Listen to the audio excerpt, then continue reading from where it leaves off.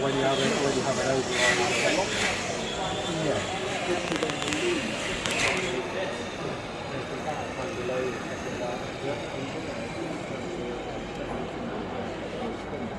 It's obviously a motor that drives a breather. And it slows and speeds according to the speed. It's very sensitive. It's amazing. Yeah, so that's still something else you can lose. It's called the Kromer Duplex. Okay. No, it's Soon? I think it's got one more to go with. fail, that key override. It's a 4-4. So it's a bit like a cheap safe, where you plug your radio pin to override it. How often do they Yeah, I think it's failed 20 years ago. Come on! Yeah. Yes. Then it actually Like that, yeah. pulls back the bolt. This is amazing. This is I've really, taken the really back off. amazing.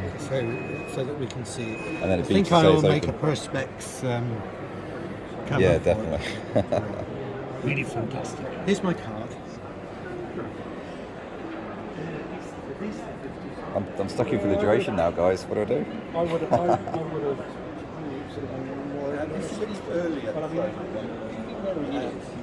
No electric, but what it means is you don't have to count the revolution. Normally, when you don't count.